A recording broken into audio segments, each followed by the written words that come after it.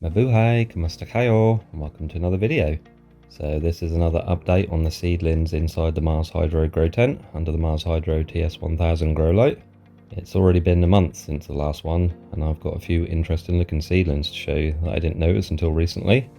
I was going to pot some of the biggest ones up into their own individual pots as well, but I'm going to do that in the next update video, as I need to make a little bit more room in here for when I do that. I think I'll probably move these succulents off this shelf and put them somewhere else. These plants need a repot and a bit of a tidy up as well. So yeah, what I'll do is get these trays out again so we can get a closer look and show you some of the more interesting looking ones and see how much some of them have grown in just a month. So first up are some Astrophytum asterias and Asterias Shinshoa. Seeds from my own plants, these ones, and now just over a year old. Got a few in here with some interesting forms. This one looks a little different. And then this one here, which I showed last time, but I'm pretty confident this is a monstrose asterias, so that's very cool.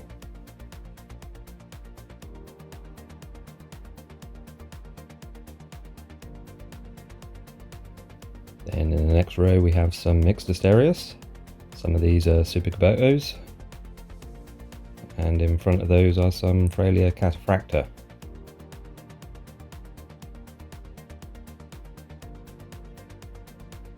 There's another awesome looking asterias there as well. This is Asterias Kikko Turtle Shell. Very cool looking cultivar. And with this one, even though it's still just a seedling, it's got 6 or 7 offsets on it. Asterias are usually solitary, but there are some cultivars that do offset, so I'm guessing it's got that trait in it as well. Very cool looking. Got to take extra care of that one. Then we have some Gymnocalycium denudatum.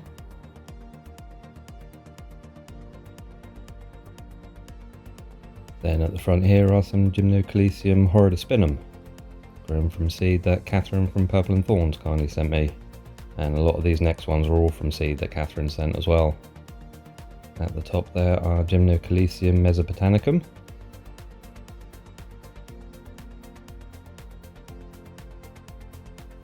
Then some Gymnocalycium brucci. Quite a difference in some of the forms on those. You can see that one on the left is quite tall and has dense spines, and then others that have that typical brucci look. Then we have some Gymnocalycium papschi and erinaceum.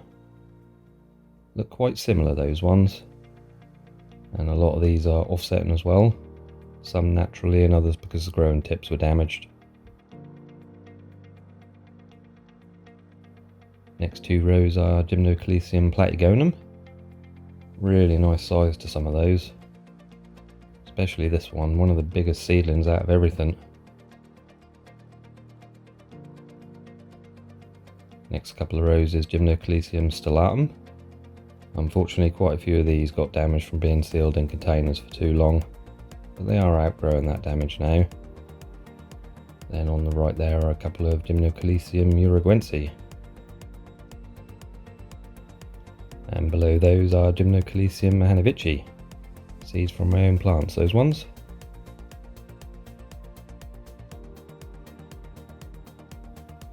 And again, this one is pretty large already. Really nice growth on that one. And this one is double-headed. Next row are some Gymnocalycium quaelianum. Decent size to them as well. Then some Gymnocalycium natali. Again, a lot of these had their growing tips damaged, but all have recovered and grown new heads and others offsetting. Then some Gymnocalycium mysterium. And you might already be able to see one there that looks a bit different to most of the others. This one has some variegation in it. Now I'm not sure if this is genetic variegation or viral. I think there's a couple of other different types of variegation as well. But from what I've read, it's quite a technical subject. But variegation is apparently more common in hybrids, and I know most of these gymnos, if not all, are hybrids. I know when Catherine pollinated her plants, it wasn't from one Gymnocalycium asterium to another asterium, and the mother and father plants weren't variegated. Variegation always has a chance of occurring. It's pretty rare, but I got a couple of other asterium seedlings that could be variegated as well, and an Agua Dulce hybrid that has some variegation in it. I'll show you those in just a minute. But yeah, it's not even guaranteed this will keep the variegation in it. They can revert back to green or become completely variegated. Although that wouldn't be a good thing because completely variegated plants don't live long term on their own roots. I've actually got a variegated Haworthia limifolia that's turning completely variegated. There's no green in any of its new leaves. And this Gastrallow, all of its new leaves were coming through completely variegated. And I cut the top off this one in the hopes it would produce some offsets with green in it as well. But as you can see, they're all completely variegated. But yeah, an interesting topic and one I shall probably cover more in a future video once I read more about it. So here are the Gymnocalycium Aguadossi hybrids, all doing very well. Seeds from my own plants again, these ones. And here is the one with the variegation in it. Again, hybrid plants, and the parent plants the seeds came from have no variegation in them. But definitely a keeper, that one. Next tray are some more Aguadossi hybrids and Gymnocalycium Gerti. Some of those look quite interesting. Then in here are some Mammillaria senalis. Some of these are getting pretty big.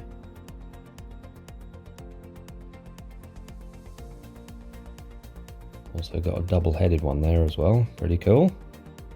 Then on the left are some Echinocereus rigidissimus rubispinus. And both those and the Mammillaria senalis came from seeds that Anna of Cactus Caffeine kindly sent to me last year. These are Turbinocarpus valdesianus albiflorus. Not much change with these ones, but then Turbinocarpus are generally pretty slow growers. Very cool looking plants, these ones. Their spines kind of resemble spider webs. Some more Turbinocarpus valdesianus in this tray. And some Parodia werneri, formerly known as Notocactus ubelmanianus. Growing pretty rapidly, some of those are. Then in here are some more Parodia, buoningi. Really like how these Parodia look when they're mature plants, have an almost blue colour to the epidermis. Then on the left are Astrophytum myriostigma ex Capricorn.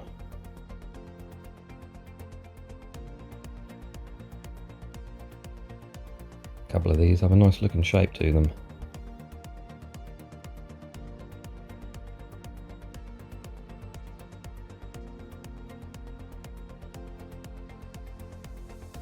Next are some more Gymnocalycium mysterium, and again in here there's a couple that look like they could have some variegation in them.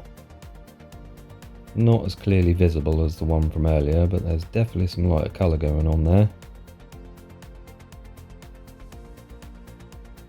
Also in this tray are some Epithelantha micromeris, and some of these are growing pretty fast.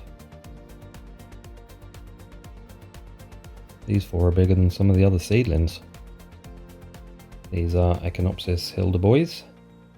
A bit stressed out, these ones, with that red coloration. I'll probably put a little bit of shade netting over this pot so the light isn't as intense for them. Then some Gymnocalycium spegazzini, which at this age are already lethal. Very sharp spines on these. There was 6 in here, but one rotted away unfortunately. Then on the other side are 3 Gymnocalycium mahanovici. Bad germination rate on these for whatever reason. I sowed at least 15 seeds, but only these 3 germinated. And this one, I'm not sure what's going on with that. Could potentially be monstrose again. And some more mixed Astrophytum asterias. Some of those look like they'll be quite interesting when they're a bit bigger. Asterias have to be my favourite to grow from seed, because they're like a box of chocolates, so you never know what you're going to get. Then this overcrowded pot of Turbinocarpus swabidae. Desperately need thinning out these ones. Then some Parodia mammilosa. Again, could do with being potted up into trays very soon. And finally some unknown barrel cacti, which I still haven't potted up. With these I was actually thinking of just keeping them all together like this, just potting them up into a bigger pot as a clump. Don't know how that would work out though. Let me know in the comments if you think that's a good idea or not.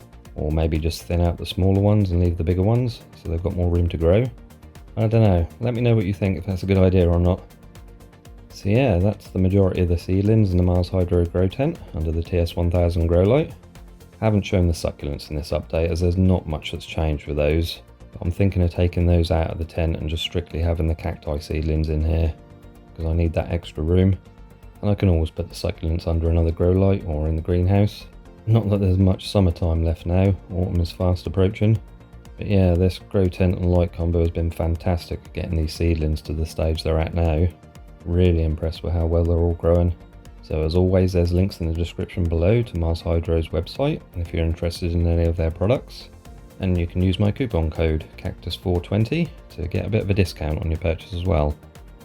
So yeah, I hope you enjoyed this little seedling update video. In the next one I do with these seedlings, we will be potting some of the bigger ones up into their own pots. So stay tuned for that one. Thank you all for watching. If you enjoyed the video, please remember to like, comment and subscribe. Hit that notification bell as well so you know when I upload a new video. You all be safe and well, and I shall see you next time. Salam pop alam. Bye for now.